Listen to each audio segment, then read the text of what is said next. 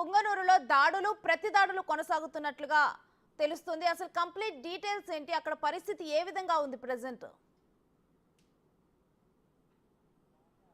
రేణుశ్రీ, ఏదైతే రాజంపేట ఎంపీ పెద్దిరెడ్డి మిథున్ రెడ్డి నిన్న ఏదైతే పుంగనూరులోని మాజీ ఎంపీ రెడ్డప్పరెడ్డి నివాసానికి చేరుకున్నాడు. అయితే పోలీసులకు ముందస్తు సమాచారం ఇవ్వలేదు స్థానిక పోలీసులకు.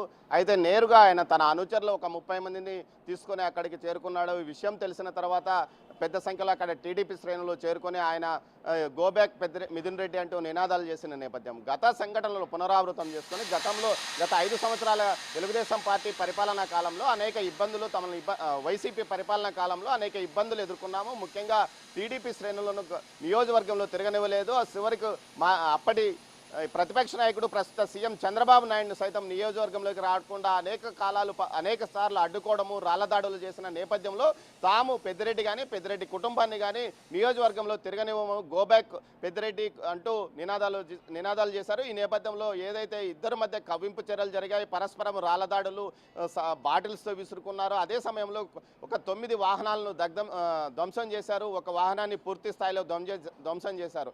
ఈసరికే పెద్ద సంఖ్యలో పోలీసులు అక్కడికి చేరుకున్నారు.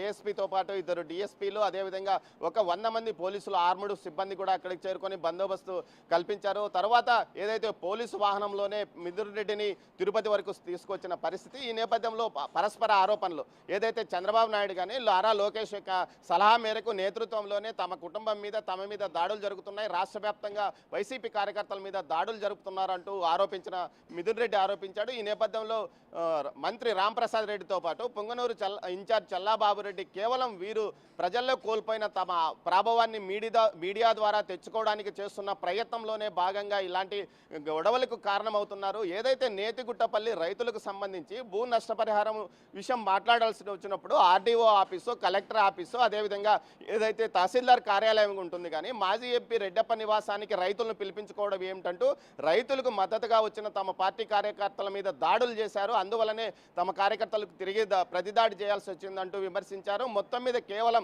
హైకోర్టు ద్వారా రక్షణ కోసమే ఆయన చేస్తున్న ప్రయత్నంలో ఈ కుట్ర అంటూ కూడా ఆరోపించారు. మరోవైపు ఏదైతే ఈరోజు తిరిగి సదుములో తన పార్టీ కార్యకర్తల సమావేశానికి రాజంపేట ఎంపీ మిథున్ రెడ్డి వెళ్తున్నాడు. సదుములోనే తన స్వగృహంలో ఈ కార్యక్రమాన్ని ఏర్పాటు చేసినట్లు తెలుస్తుంది. అయితే ఇప్పటికే కల్లూరు వద్దకు భారీగా పోలీసులు చేరుకున్నారు. కల్లూరు నుంచి సదుముకు వరకు పుంగనూరు నియోజకవర్గంలోకి ఎంపీ మిథున్ రెడ్డిని అనుమతిస్తారా లేకపోతే ఆయన్ను వెనక్కి పంపిస్తారా అన్నది మరికొంతసేపట్లో తేలే అవకాశం ఉంది. మొత్తం మీద అయితే పుంగనూరు నియోజకవర్గంలో ఉద్రిక్త పరిస్థితులు కొనసాగుతున్నాయి. కల్లూరు వద్ద పోలీసులు ఇప్పటికే ఇటు చిత్తూరు జిల్లా పోలీసులు భారీగా మోహరించిన పరిస్థితి. మరోవైపు చూస్తే ఏదైతే నిన్న జరిగిన గొడవకు సంబంధించి తిరుపతి నుంచి ఒక విద్యార్థి సంఘం నాయకుడు నేతృత్వంలో పెద్ద ఎత్తున వ్యక్తులు వచ్చారు. వారి మీద కేసులు పెట్టాలంటూ తెలుగుదేశం పార్టీ కార్యకర్తలు డిమాండ్ చేశారు.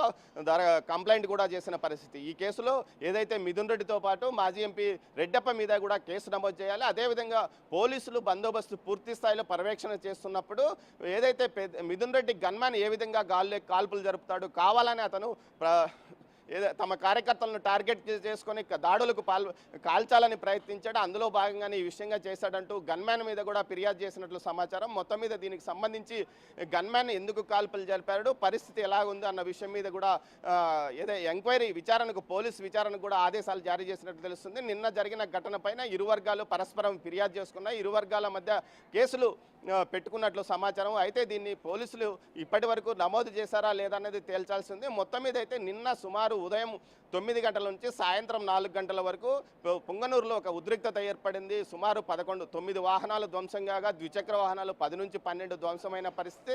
దీంతోపాటు ఈరోజు కూడా అదే ఉద్రిక్తత పుంగనూరు నియోజకవర్గంలో కొనసాగుతుంది. అయితే ఈరోజు మిథున్ రెడ్డిని సదుము రాణిస్తారా, నియోజకవర్గాల కార్యకర్తల సమావేశంలో ఆయన పాల్గొంటారా అన్నది చూడాలి. మొత్తం మీద అయితే కల్లూరు వద్ద భారీ ఎత్తున పోలీసుల మోహరింపు ప్రస్తుతానికి జరిగింది. రేణుశ్రీ, అయితే ఆల్రెడీ టీడీపీ శ్రేణుల ఇటు ఎవరు కూడా పెద్దిరెడ్డి ఫ్యామిలీని మేము పర్యటించనీయము అని చెప్పి ముందరే హెచ్చరికలు చేశారు. ఈ నేపథ్యంలోనే పోలీసులు కూడా ఇటు ఇన్ఫార్మ్ చేయడం జరిగింది వారికి. అయినప్పటికీ కూడా కనీసం ఇటు పోలీసులకు తెలుపకుండా మిథున్ రెడ్డి నియోజకవర్గంలోకి రావడంతోనే ఇప్పుడు శాంతి భద్రతలకు దెబ్బతిన్నాయనుకోవచ్చా? అంటే ఒక ఏదైతే రాజ్యాంగం ప్రకారము పార్లమెంటు సభ్యుడి హోదాలో ఉన్న వ్యక్తి తన నియోజకవర్గంలో పర్యటించే హక్కు ఉందని మిథున్ రెడ్డి